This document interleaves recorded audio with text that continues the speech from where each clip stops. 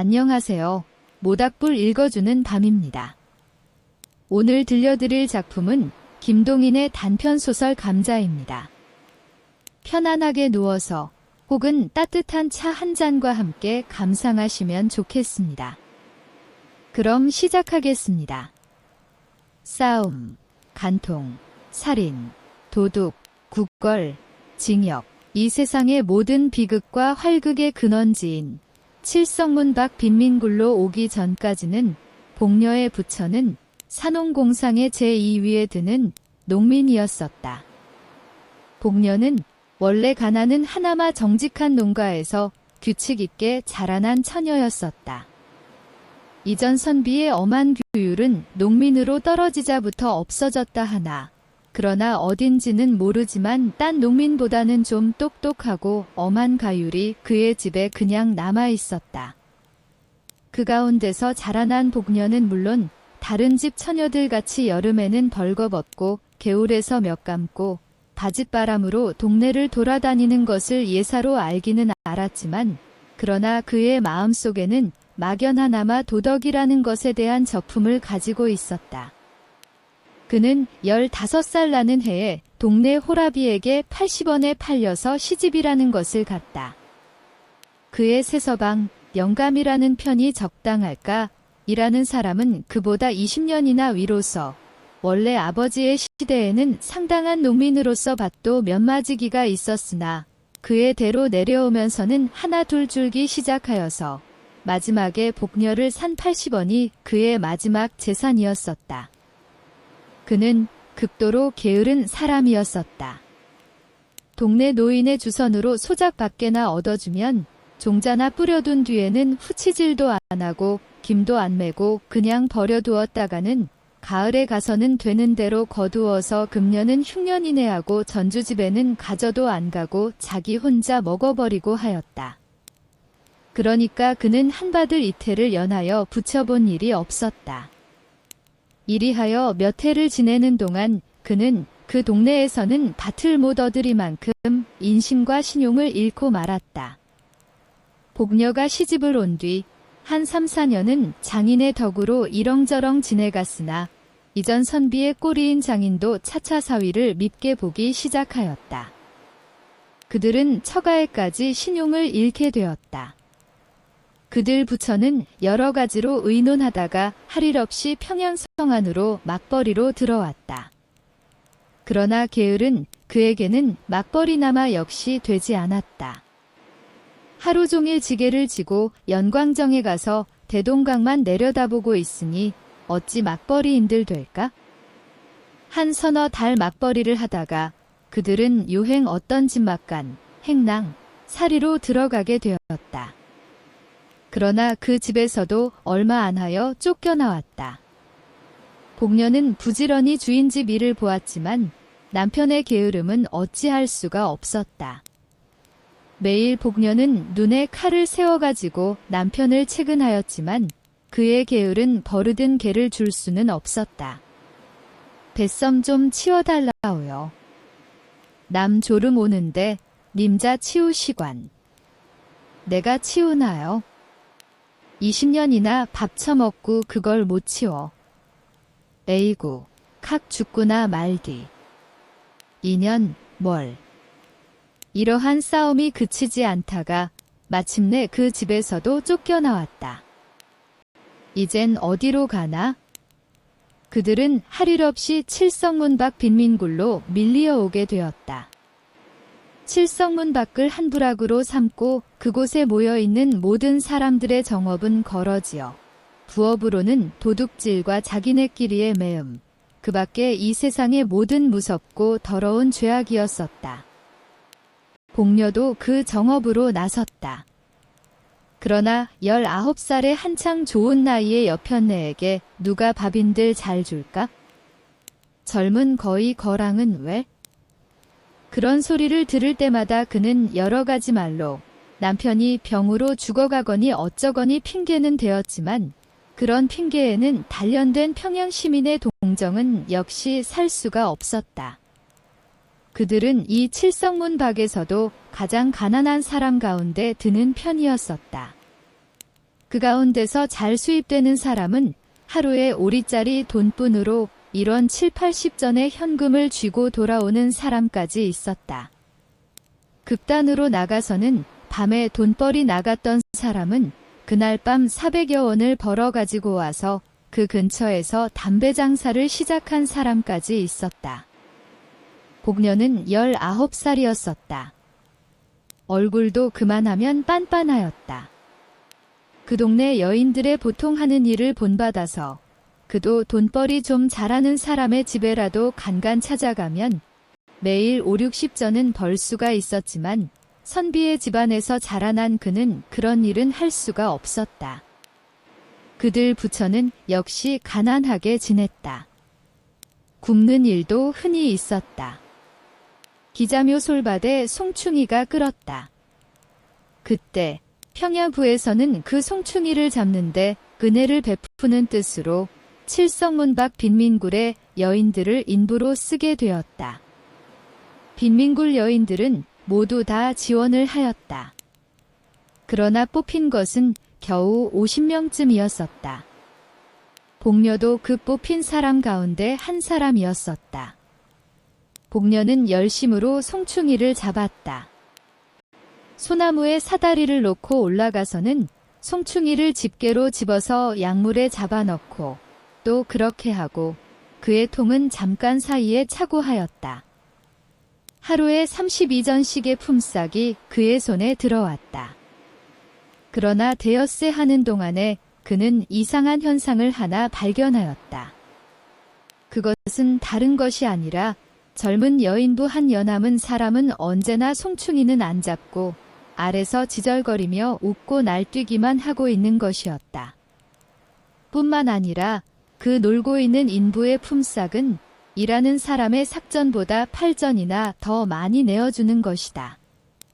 감독은 한 사람뿐이었는데 감독도 그들의 놀고 있는 것을 묵인할 뿐 아니라 때때로는 자기까지 섞여서 놀고 있었다. 어떤 날 송충이를 잡다가 점심때가 되어서 나무에서 내려와서 점심을 먹고 다시 올라가려 할 때에 감독이 그를 찾았다. 복내. 예, 복내. 왜 그름낼까? 그는 약통과 집게를 놓고 뒤로 돌아섰다. 좀 오나라. 그는 말없이 감독 앞에 갔다. 너, 대 뒤 좀 가보자. 뭘 하래요?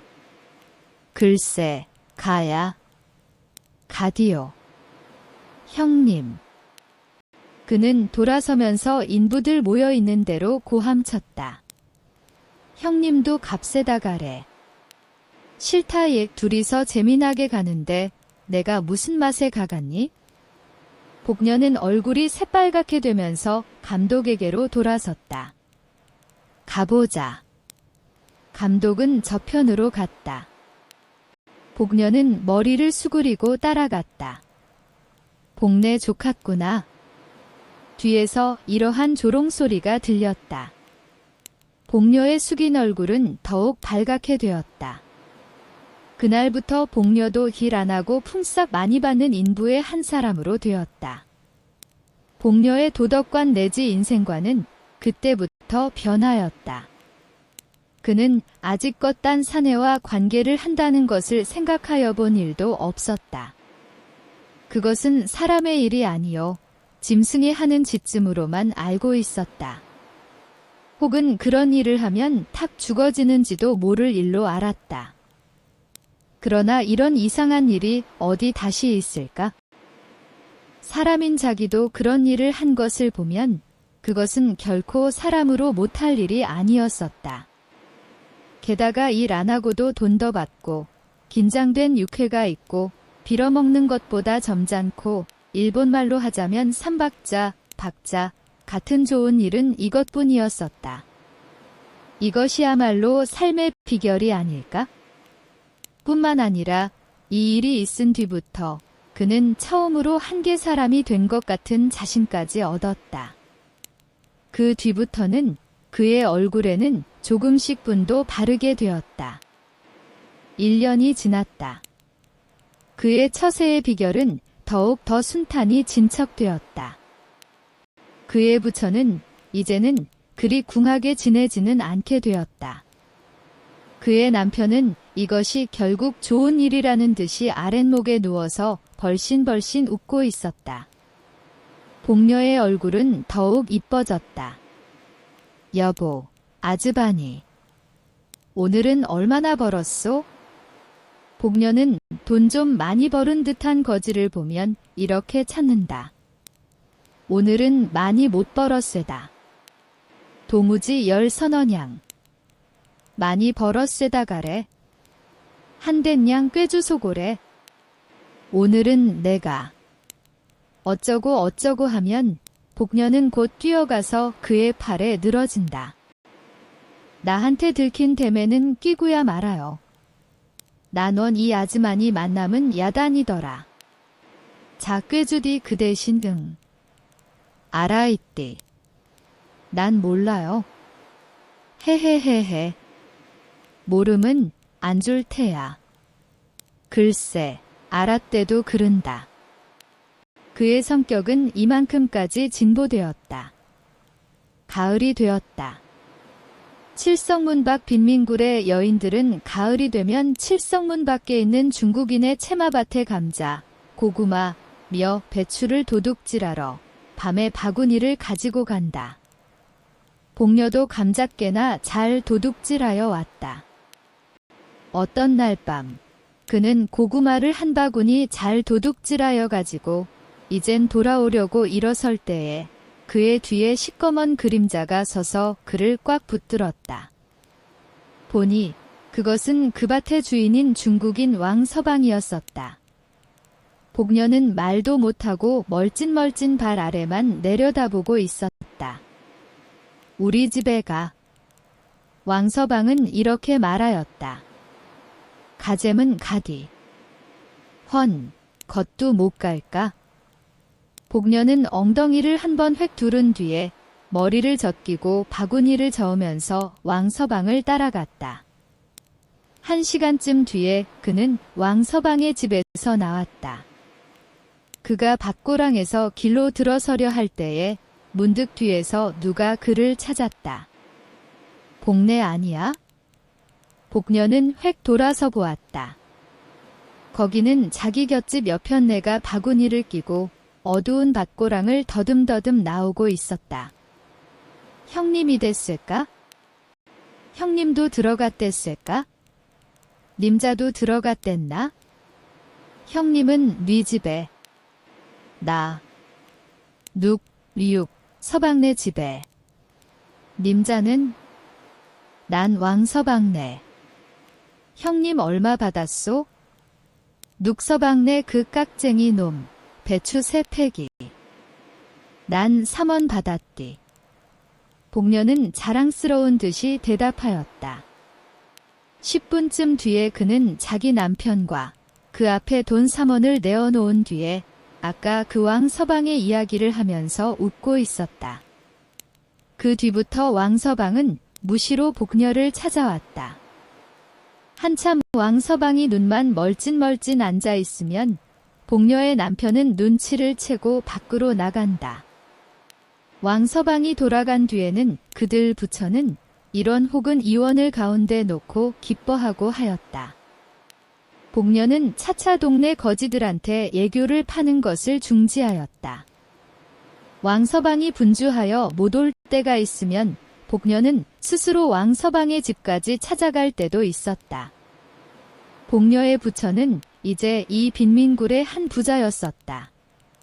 그 겨울도 가고 봄이 이르렀다. 그때 왕서방은 돈 100원으로 어떤 처녀를 하나 마누라로 사오게 되었다. 복녀는 다만 코웃음만 쳤다. 복녀, 강짜하 같구만. 동네 여편네들이 이런 말을 하면 복녀는 흥하고 코웃음을 웃고 하였다. 내가 강짜를 해. 그는 늘 힘있게 부인하고 하였다. 그러나 그의 마음에 생기는 검은 그림자는 어찌할 수가 없었다. 이놈 왕서방. 내 두고 보자. 왕서방이 색시를 데려오는 날이 가까웠다. 왕서방은 아직껏 자랑하던 길다란 머리를 깎았다. 동시에 그것은 새색시의 의견이라는 소문이 퍼졌다. 복녀는 역시 코웃음만 쳤다. 마침내 색시가 오는 날이 이르렀다.